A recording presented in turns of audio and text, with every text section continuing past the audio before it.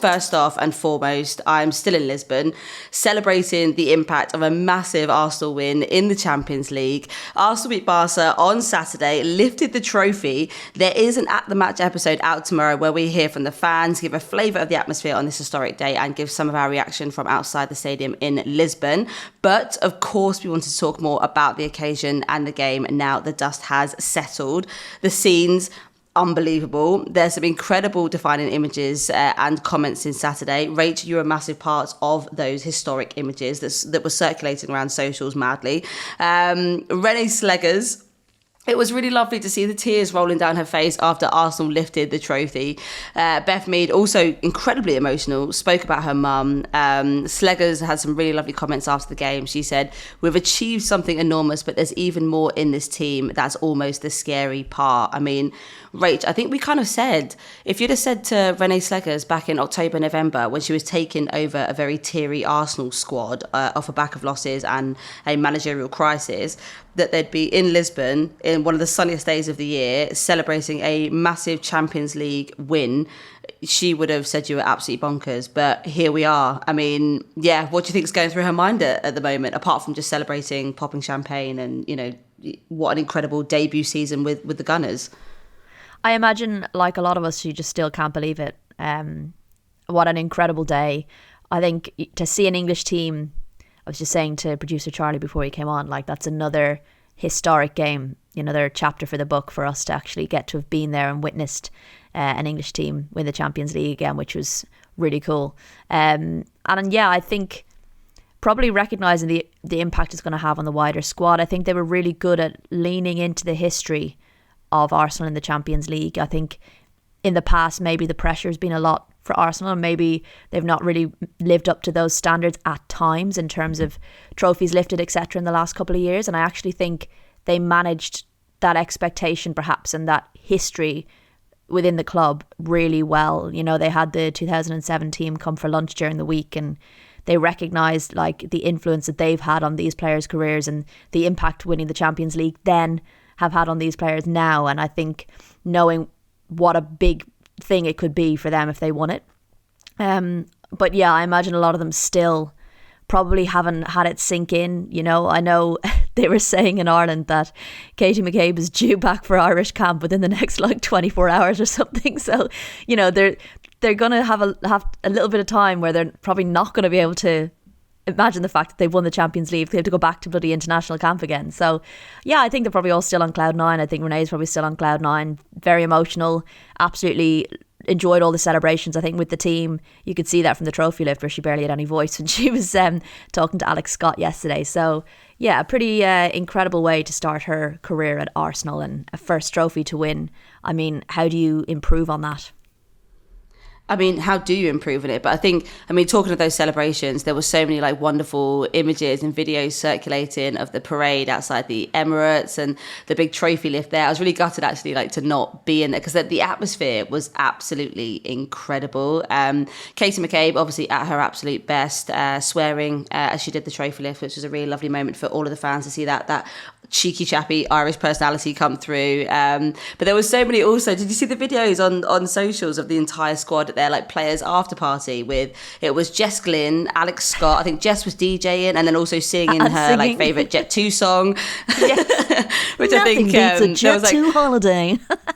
It was that vibe at the players' party. But yeah, really, really happy to see like such an incredibly excited, just like, I don't know, I feel like there was a release, wasn't there? Like so much pressure was on the squad this year with everything that had happened, and to finish the season like that is just absolutely unbelievable. And I think another person who it meant a lot to, Chloe Kelly, she admitted that she considered taking a break from football before Arsenal, put the smile back on her face.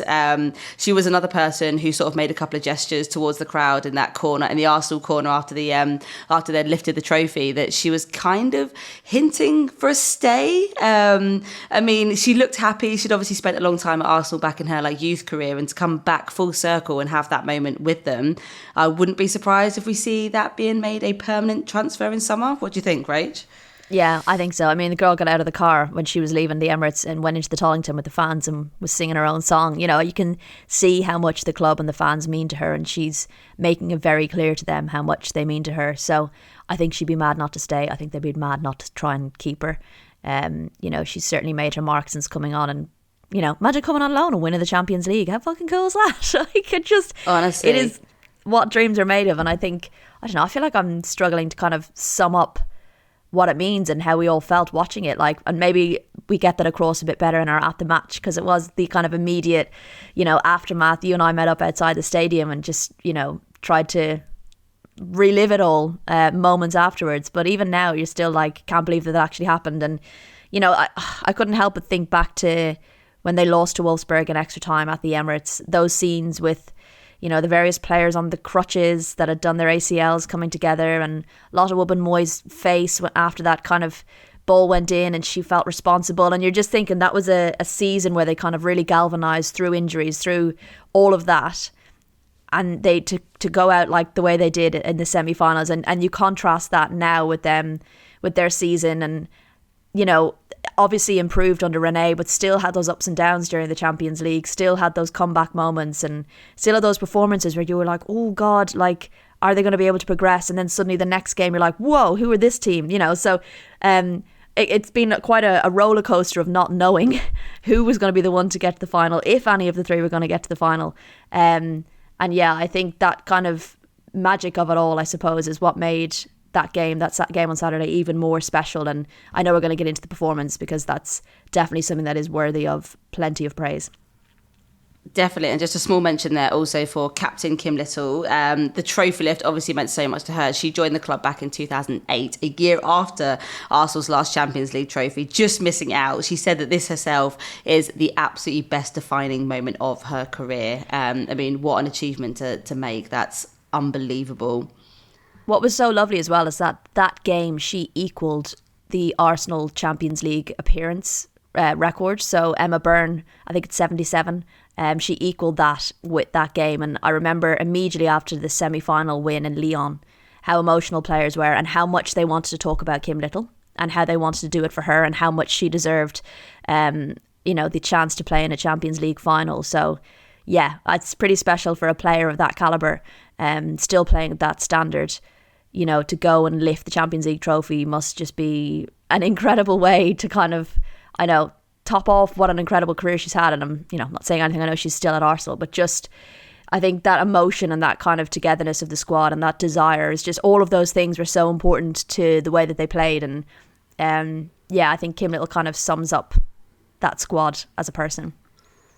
I think it's a big testament also to her leadership throughout such a turbulent year for Arsenal, having to steady the ship with all the things that have happened to them this year and get them back on track and get them back to enjoying their football again.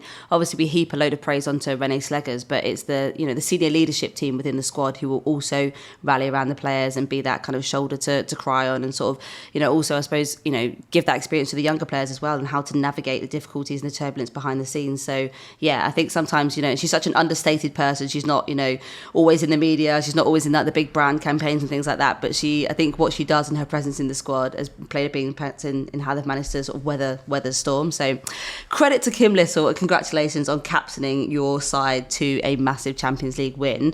But let's definitely talk about how they did it, because it was a huge feat. They obviously came into this fixture as a bit of an underdog. I was telling everyone, every man and his dog, Arsenal are going to do it. There's a hope and belief. There's something different about the tournament. But also in the back of my mind thinking, Chloe, you're being stupid. You're being naive. This doesn't make sense. On paper, Barcelona have smashed Chelsea in the previous round, 8-2 in aggregate. Chelsea, best team in our league, absolutely just, destroyed the league pretty much this year. And you think Arsenal are going to dominate this game and come out as Champions League finalists, which hasn't happened pretty much in the last 20 years. So yeah, I did think I was being stupid, and then it happened. But yeah, what did you make of the first half, Rach? Obviously, they came under a lot of pressure at the start of the second half. But the first half, I felt, actually, Arsenal had the better chances, I'd say. Well, just to go back on what you were saying about how you felt before the game. And, I think it was one of those head and heart type things where, you felt like they could, in terms of they had it in them as a squad. You knew that they had the quality, if they could get the game plan right, to do it. But it was that I just didn't think they would, given how we've seen them turn up in some games, particularly the three games between the semi-final and the final, and at times when they've looked that little bit shaky or not being able to sustain a game plan for the full 90, whatever that might be, just not having that consistency at times. So it was that head and heart thing. And I think perhaps it was that I went with my head and you went with your heart. Do you know, that kind of way? And I don't know if there's anything wrong with that. So, you're right. I think really impressed with the way they played, got their game plan absolutely spot on. I've seen some people say they parked the bus. I disagree. I don't think they parked the bus. I think they defended very well. I think everyone was so switched on, and you can attest to this as a former player. It is so difficult to be that switched on for 90 minutes when you're up against a team like Barcelona. You have to be comfortable being uncomfortable, and that's something that England have spoken about when they beat Spain in the Euros. When they've played them in the past, is that you're not going to have the ball, you're going to have to do a lot of running, and it's going to be about how good you are not on the ball. And that's such a hard thing to sustain throughout the game. And I feel like every player knew the game plan inside and out. They lent into what they were good at. And I think they did, as I said, they didn't try and play, the Arsenal way. There were elements of the Arsenal way that were involved in the game, that were important in the game, and we'll get on to that with the next question. But they were really comfortable with knowing this is the game plan that is going to win us this game. And you could just feel like they all really believed in that. And they all turned up when it mattered, and they all performed when it mattered. And, everyone in the team did well, and it's hard to just pick out standout players, and there were a few standout players, which says a lot about how well those standout players did, because they had to stand out amongst a team that played well. And Leah Williamson for me was incredible, absolutely incredible. I thought Emily Fox was great. I thought the back line, generally that was the area that we were all concerned about, and I thought all of them did a superb job with the role they had to play, which was a difficult role. Did you think at any point, because obviously I think Arsenal had a couple of clear-cut chances in the first half, Frida Mornham's absolutely incredible strike, incredible save, 100, tipped it over the bar. It was it was the most brilliant bit of goalkeeping that I've seen in a very long time. But there was a couple of Arsenal chances that they just couldn't find the back of the net. Did you ever feel like, okay, this is just not going to go their way if they're not converting these chances, and the chances are going to be far and few between? Then we obviously had the Paredes putting the ball in the back of her own net from that cross. Then Frida was then flagged offside. Did we think at that point, actually, this is just, for all the will in the world, it's just not going to be an Arsenal win today? It's going to be a cheeky little Barcelona nicking it. So in the first half, I was really impressed with how much they'd created and the opportunities they created. And I think when Frida put it, when that ball was saved, I started to think to myself, if they don't start putting these chances away as the game goes on, and you might think that they're going to become less and less chances, because Barcelona, especially going in at 0-0, they were going to come out hard, and they did. And that opening 25 minutes or so of the second half, I thought, Arsenal can't even get out of their own half. Never mind, will they score a goal? Yeah. So that maybe 25-minute period, I thought, okay, this is going to be really difficult for them until the substitutes. And then I thought, the game opened up a little bit more, and actually they started creating more. So yeah, there was a period where I thought they've missed those opportunities, they've not taken those chances. But then in the back of the mind, you're like, they're creating more than I expected. So in their heads, they're probably saying, we can do this, we can create, we can test the goalkeeper, we just have to bide our time. Yeah, definitely. And I think let's have a little touch then on the tactics that we felt actually helped get Arsenal the win. I mean, this is a great question in from Ariella. She wanted to know what we thought of Renee Slegers and the techniques that she employed to frustrate Barcelona, because it did feel like at large parts of the game, Barcelona couldn't quite see their way through. And I think even when they did create sort of half chances, the Arsenal defence, bodies, there were knees, heads, there were necks on the line. It was like throw yourself at the chances, so that Daphne Van Domselaar didn't really have to make that many saves, like real good saves, really. But yeah, what did you see that you thought Renee Slegers had kind of adapted to try and outwit the Barcelona team? It's funny, we touched on what we thought they might need to do in our preview episode, and I think they did a lot of that. I think their press, Arsenal are known for pressing very well, pressing high, and they did that with Barcelona. And I think perhaps maybe Barcelona don't face that as often week in, week out. So that was definitely a threat and a weapon that Arsenal were able to use. And that's something that Arsenal do regularly. So they could really lean into that, and they were very good at that. I think the way that they used their fullbacks to at times invert and pack out that midfield meant that that weapon of Barcelona's midfield with their 4 Ballon d'Ors between them couldn't maybe impact the game the way they'd hoped. So they were forced to kind of go wide at times, send in crosses, send in long balls, take shots from outside the box, which I think Arsenal were kind of happy to deal with. That is what they wanted them to do more of. They started going long more. I think they tried to play longer balls over the top, which is not something Arsenal do very often, but they recognised the damage they could do. You know, I think the stats show that they did do a lot of over the top and long balls from Van Domselaar. So that was another element. They were trying to get them on the counter-attack, and Arsenal were quick on the counter-attack, using their wingers very well, and I think full-backs supporting the wingers. And, I just thought at times full-backs were going up and really assisting in the attack, and at the same time wingers were coming back and doing an incredible job in defence. There was a real collectiveness about it.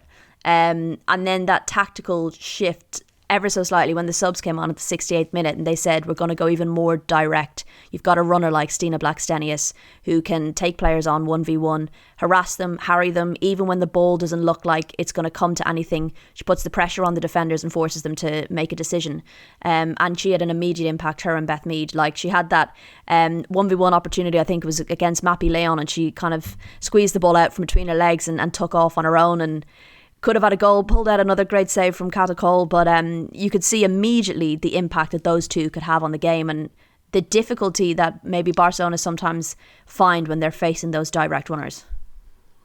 I think 100%. I've got to say that I think introduction of Beth Mead and Stina Blackstenius in the 6-7 minute, I think that changed a lot. I think there was an injection of energy. I think the game was starting to slow down a little bit. I think maybe the heat, it was like 26, 27 degrees. A lot of the pitch was still like in pretty much full sunshine the entire time. So I thought, there's going to be a natural kind of, lull, I suppose. But also they'd done so well to weather that Barcelona attack in the first 15, 20 minutes of the first half. So I think that was really good timing from Renee bringing them both in, and what an impact Stina especially had. When you look at sort of how prolific this season has been, less prolific so than her sort of previous campaigns, only 5 goals in the WSL this year, but then to pull out that absolute worldie of a goal in the 74th minute, having only been on the pitch for 7 minutes, the impact of that goal. Obviously she then went on to win the player of the match, which obviously understandably she scored a Champions League winning goal. A little bit, I think we talked about this in a taxi on the way back to Pink Street, which is this beautiful LGBTQ plus inclusive street in Lisbon. Definitely go and visit it. The whole of Arsenal English fandom was down there singing North London Forever on repeat. But it did kind of feel like we're always a little bit sceptical, I think, of people who have been given player of the match for a goal when there was like so many other players, I suppose, that had been putting in a complete and utter shift for the last 70 minutes to like get them to that point. But did you kind of ever expect that Stina would be the hero of the day? Given I suppose a sort of a more quiet season than she's had in previous. I love Stina. I've always talked about you're a the big Stina impact she fan. can have. You are a big I'm a big Stina fan, and I understand the frustrations that she's off and offside. She's that kind of player that treads on the line and always wants to get that one step ahead of her defender, and that's what makes her impactful. I think, it doesn't hugely surprise me, actually, because we've seen her in big moments, loves a goal against Manchester City, has scored in Conti Cup finals in big moments. So she knows she's, despite, maybe being offside more often than she's on, in big moments, she has the cojones to finish off an opportunity. And like those moments don't come bigger than standing in the box, in Barcelona's defensive box in 73rd minute with the ball at your feet and an onrushing goalkeeper to coolly slot that home. And I just think more broadly that passage of play that led up to that goal was beautiful. And Mariona Caldente was a corner was cleared and she held up the ball on the wing, waiting for an opportunity, waiting for the space and waiting for the player to pass it to. And it was a really great run from Beth Mead. It was almost disguised by the referee. There were so many players in the box, and the Barca defence were sat in the box trying to make sure none of those players were available for a pass, and Beth Mead kind of skirted along the top of the box behind the referee, and Caldente picked her out with a wonderful pass.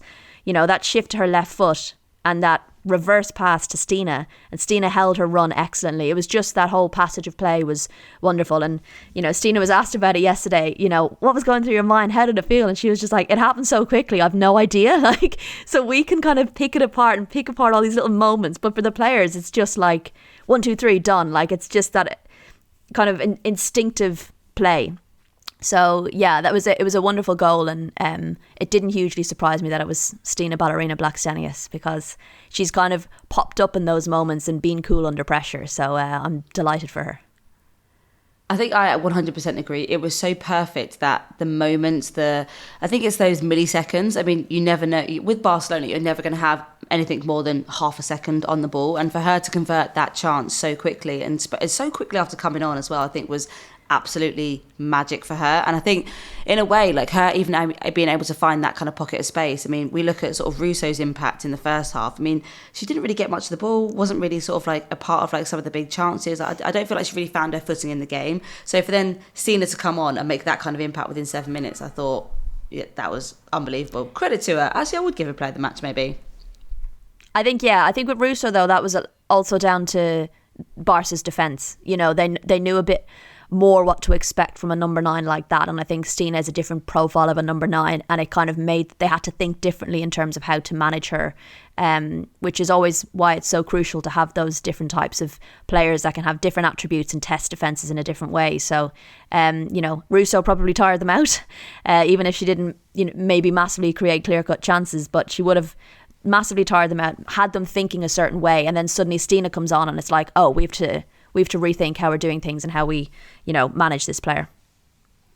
Talking of Barca's mindset then going into this game, do we think they actually underestimated Arsenal, or just a bad day at the office? I wasn't looking at the Barca squad thinking, oh, you've had a shitter. This is a really underperforming Barca team. I think they were frustrated. I think they couldn't quite work around the Arsenal tactics. I think they came out in the second half looking a little bit like the Barca that we kind of know and love, and a little bit more threatening. But actually, I don't think it was a bad day at the office of Barca. I think that was Barca in full form, but I just don't think I think they did underestimate Arsenal. And I think I said that was going to be a weakness for them going into this game, that they were going to think, oh, you know, we've already wrapped this up. You know, Arsenal done well this season, but also I think on balance, I think this should be a fairly easy win, straightforward win. Yeah, I think we hoped they'd be complacent.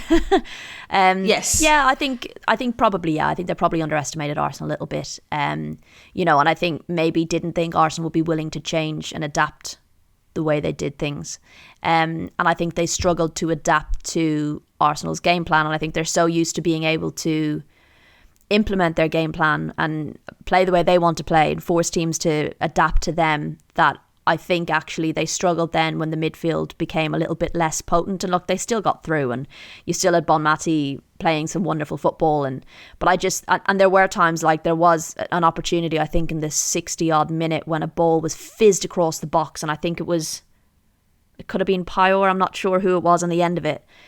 Absolutely, like, got a foot in it, and it was like a rocket, but it went just wide, and you just thought then, okay, Arsenal have weathered the storm. And I think they maybe underestimate the fact that players can know they need to go through pain. They need to suffer. They're going to suffer, and they need to stay switched on. And I imagine more often than not, they manage to break teams down. They manage to tire them out. Someone makes a mistake. Someone sticks a foot in and trips someone in a key area.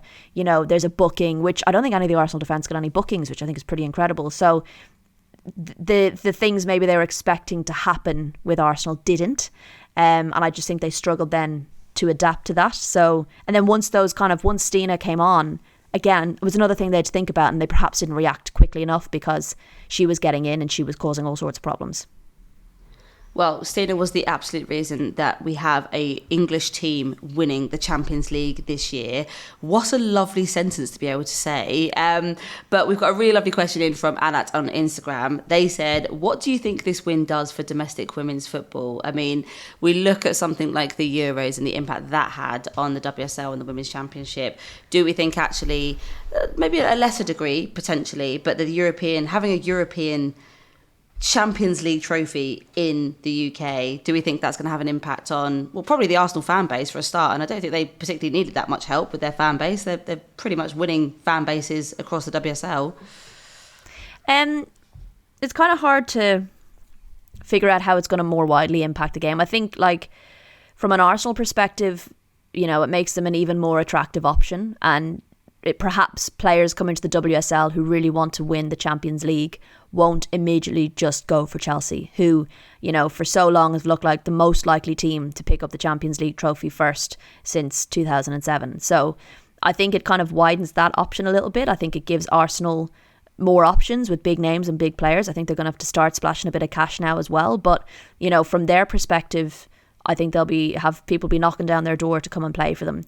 I think more broadly, and I was on Off the Ball yesterday in Ireland talking about Katie McCabe's impact and the impact maybe it will have in Ireland. And it's that broader thing of, this is another thing to say to young girls who are playing football that they can achieve. Whether it's winning a Euros with England, you can go and win a Champions League. If you're even, from Ireland, some of these girls can look at her and say, she's going to win a Champions League. I want to be able to do that when I get older, and I want to be able to play football and for a domestic club and win the biggest trophies. And it's those kind of mindset shifts a little bit as well for the younger generation coming through, knowing that this country or playing in this country in England can lead to the biggest trophies. So always like, it was easier with the Euros to kind of think about the impact it was going to have. It's kind of harder when it's a team in a domestic league, but I think more broadly, again, it makes the WSL even more attractive, and potentially means we're going to be seeing even bigger talent coming to the league. Yeah, I think it's shaken up the sort of the top level of the Champions League. What we get to when we look at our WSL, it's always Chelsea, Arsenal, Man United, Man City in and around the top. For the Champions League, it was the same thing, and sort of getting that complacency that you kind of always thought, okay, well, it's probably likely to be Barca or Lyon or Barca or Lyon or Lyon or Barca. Or Lyon or Barca. And it cut... or Lyon or Barca. And then it kind of feels like that's been shaken up a little bit. And actually, we weren't particularly we were taken seriously, but I don't think too seriously, because it always felt like them two teams were going to pick up the title. But now it feels like there's that kind of belief that, we have the quality in the WSL to go on and win and become the champions of Europe. So I think Arsenal have kind of rejigged that a little bit, which I absolutely love. So, and maybe we'll see sort of more fans go into some of those international fixtures, especially the sort of the group stages as well, and sort of taking more of a love for the Champions League now that there is a real chance that the WSL teams can compete at the highest level and win. Also, you have to look at the fact that there were 3 teams, English teams, qualify for the Champions League. All of them got to the quarterfinals. 2 of them got to the semi-finals. One of them won it. So just more broadly for English football, and I'm sure that does impact the coefficient in terms of who can directly qualify next season or the season after, whatever it might be. It has absolutely improved the coefficient. I think England are the top federation now in that coefficient as opposed to Spain, which is pretty amazing. But all of that has a trickle effect and a knock-on effect further down. So I guess that's the talk around the impact of what this win means.